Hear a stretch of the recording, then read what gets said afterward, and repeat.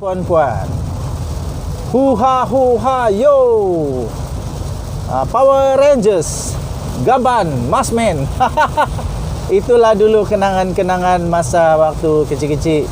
Sekarang hujan kuat, deras, harap boleh dengar suara saya lah.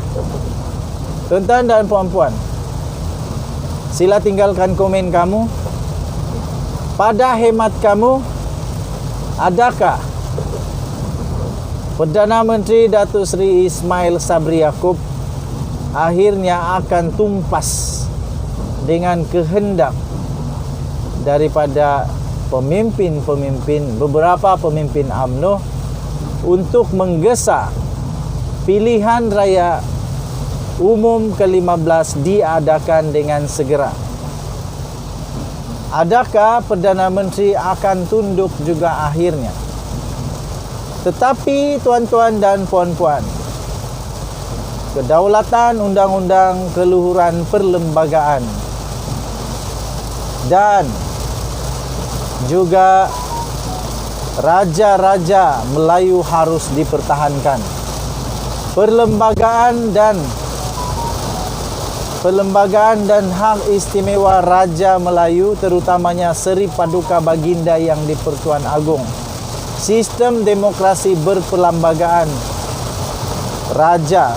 beraja Malaysia harus ditegakkan, tuan-tuan dan puan-puan.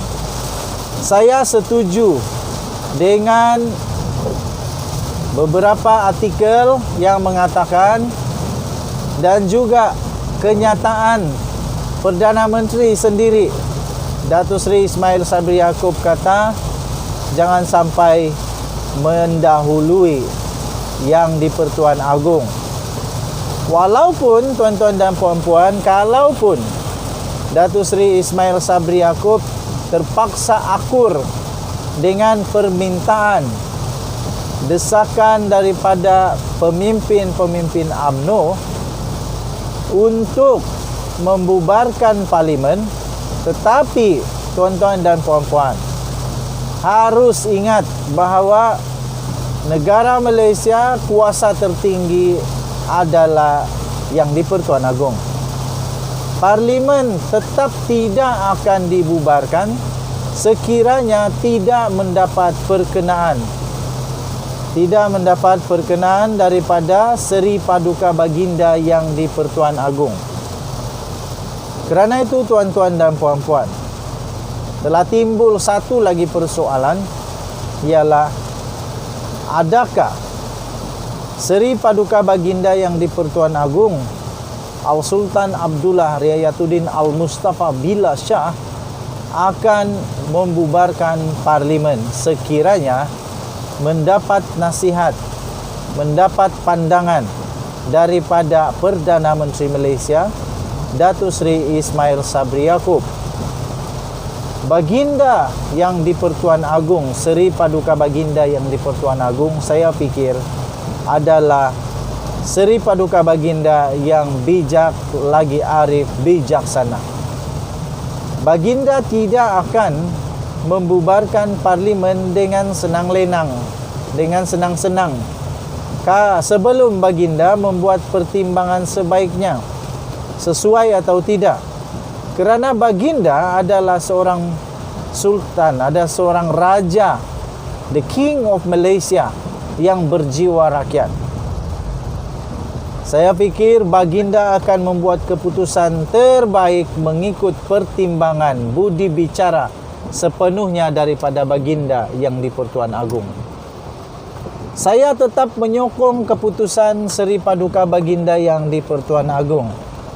Sekiranya Baginda bertitah bahawa perlu sudah untuk dibubarkan, maka Patik tetap menyokong keputusan Seri Paduka Baginda yang di-Pertuan Agong.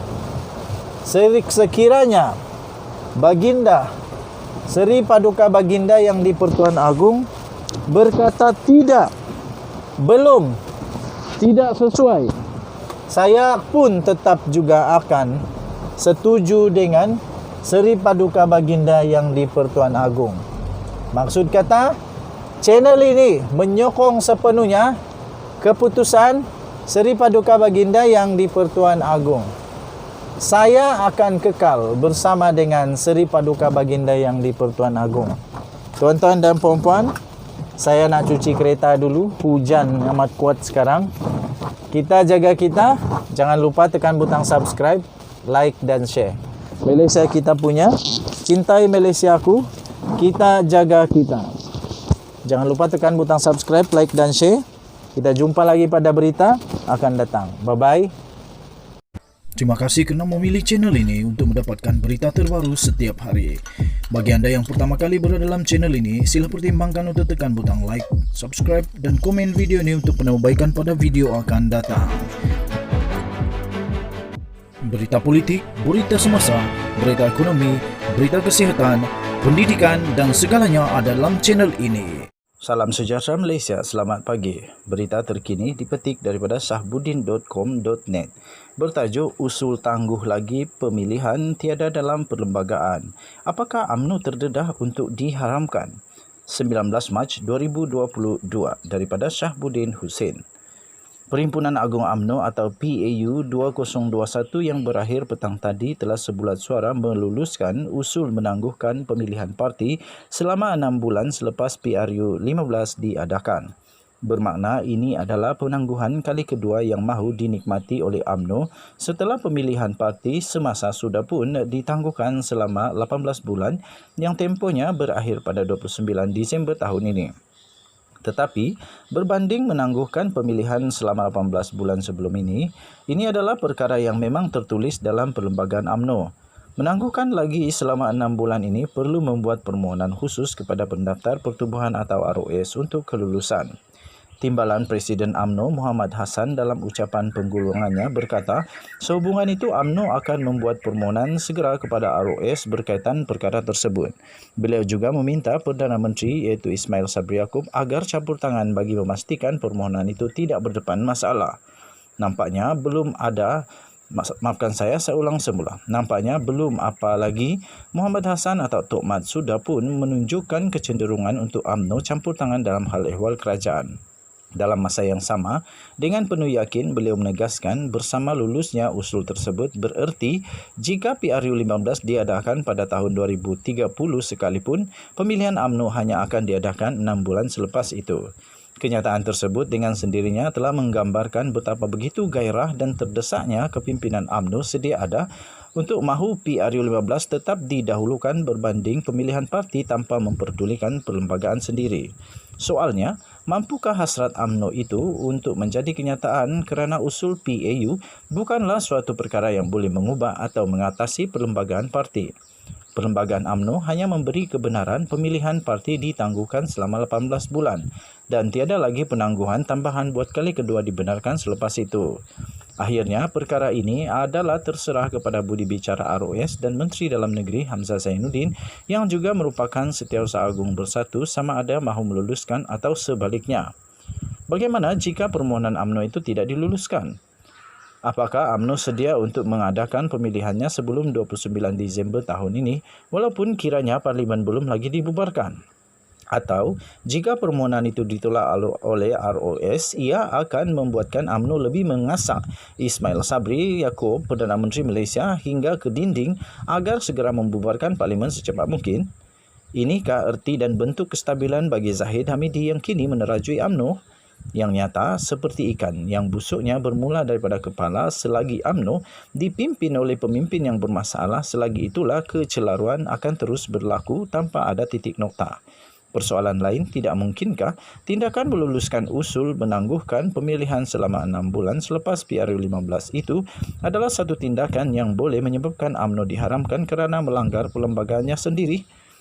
Artikel ini telah ditulis oleh Shahbudin Hussein bertarikh 19 Mac 2022.